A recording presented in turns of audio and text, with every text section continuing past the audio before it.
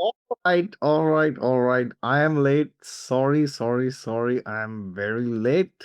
But this video is not about eclipse because you've already seen it. I don't need to repeat it. But the question is every year we get one eclipse, two eclipses, three, four, whatever.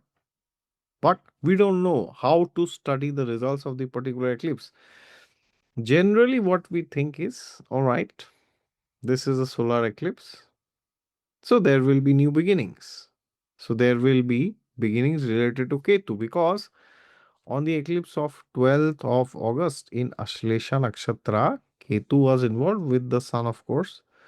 So that inherently means, as I said in my Instagram reel, that there will be some new beginning, but with the help of detachment, which means it won't come for free. You have to let go of something.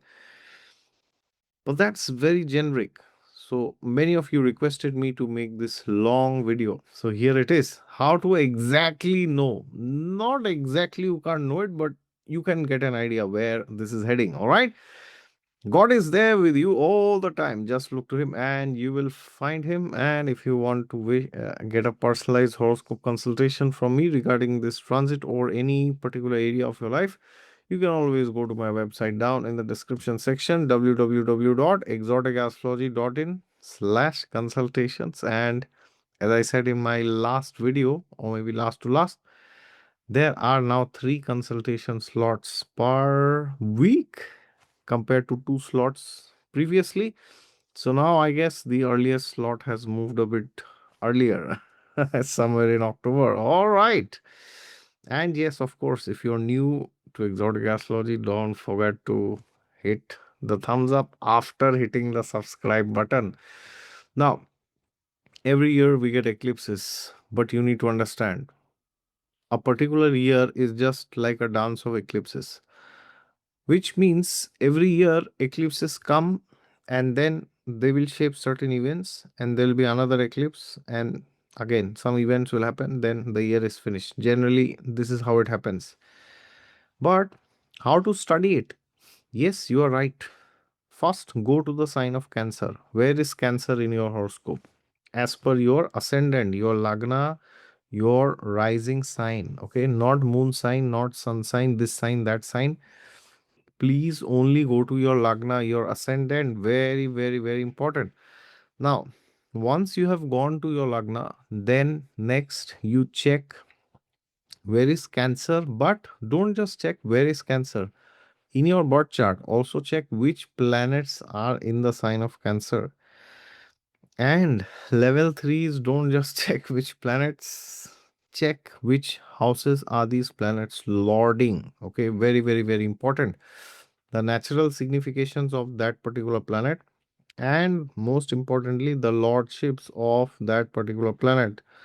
So, suppose in your original birth chart, you are which ascendant? Let's say you are a Cancer ascendant. So, the ascendant has received this eclipse, right?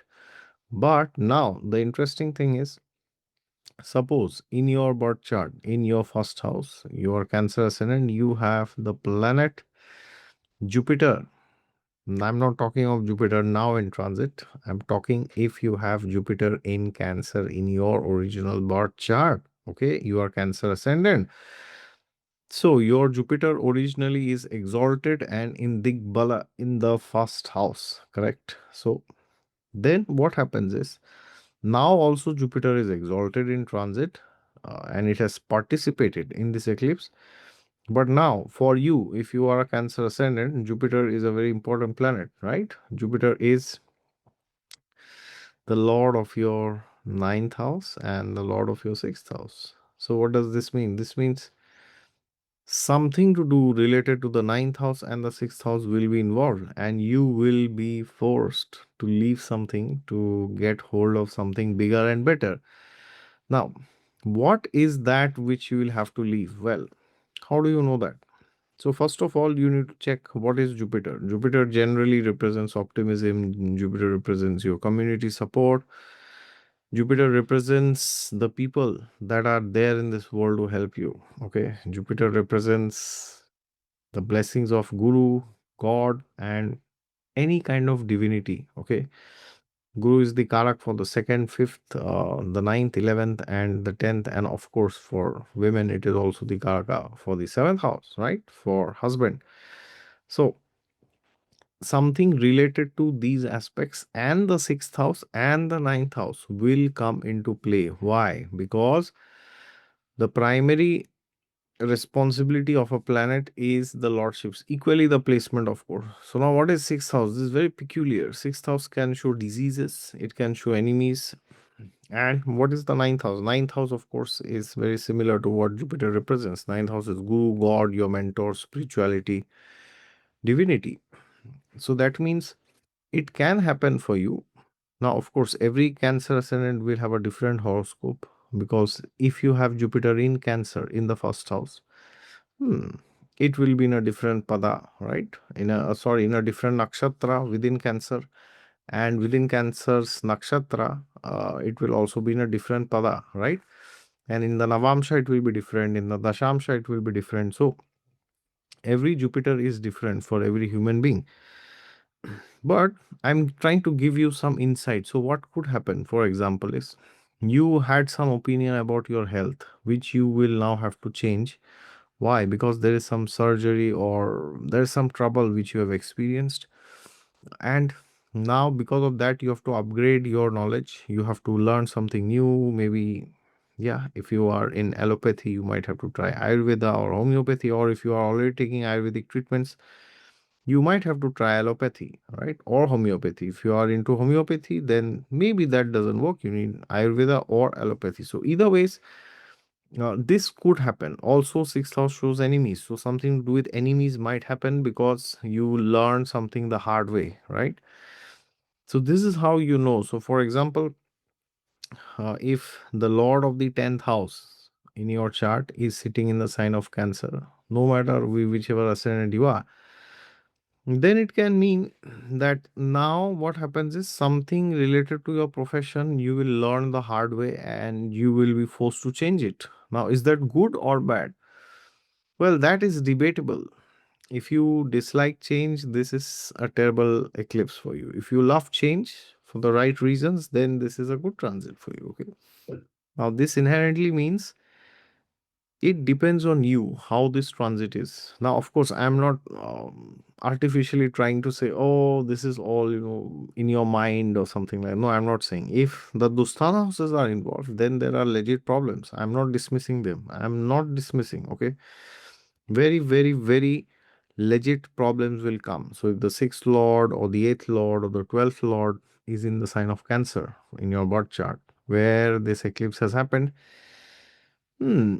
Then it can mean that there are serious troubles in your life. Okay. So that's very important to see which houses the planet is lording.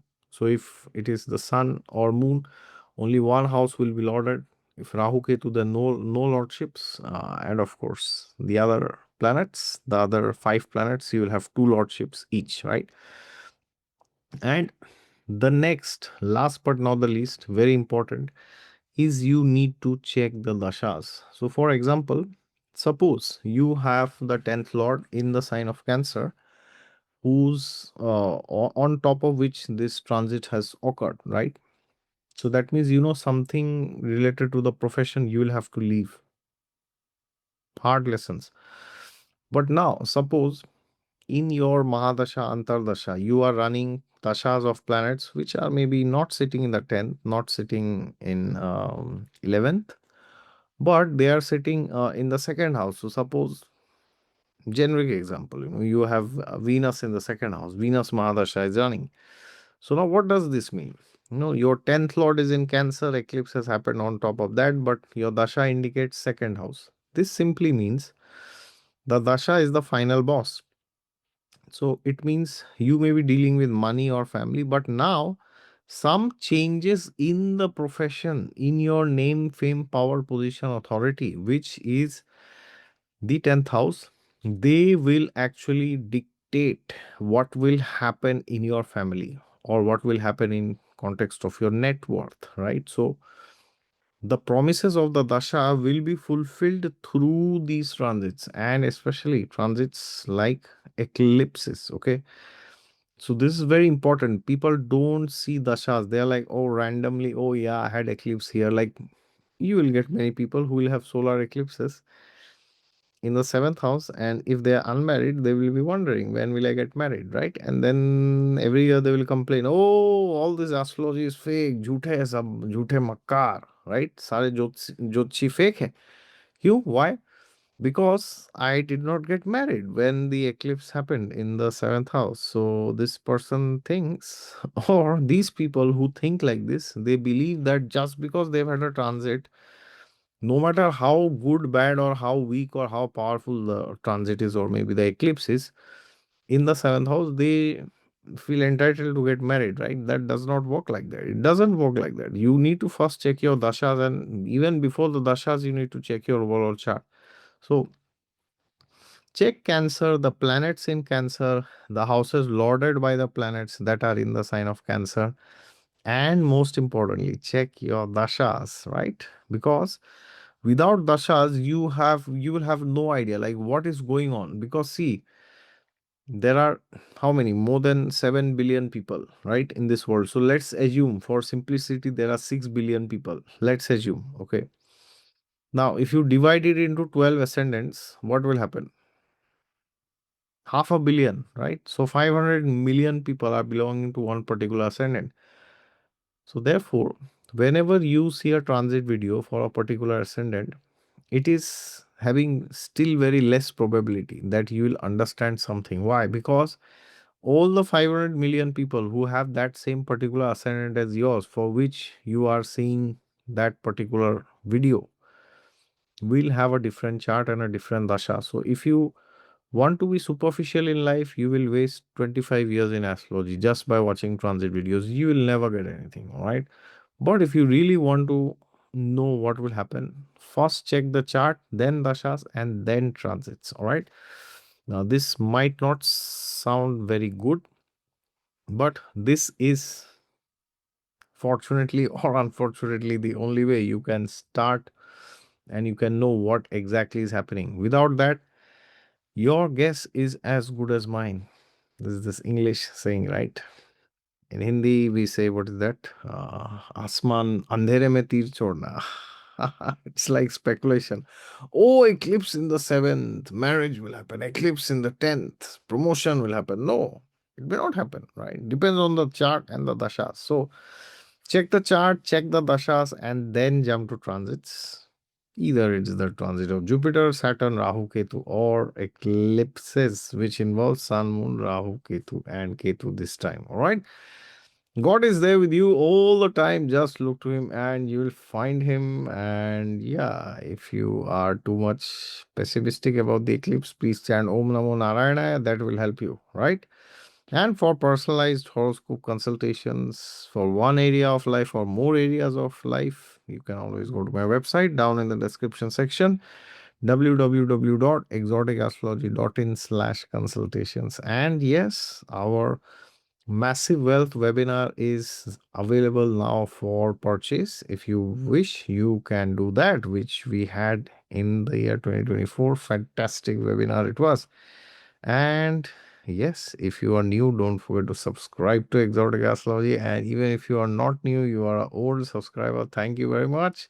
Don't forget to hit the thumbs up and share this video with somebody who needs to know how to study eclipses. Jai Siya Ram.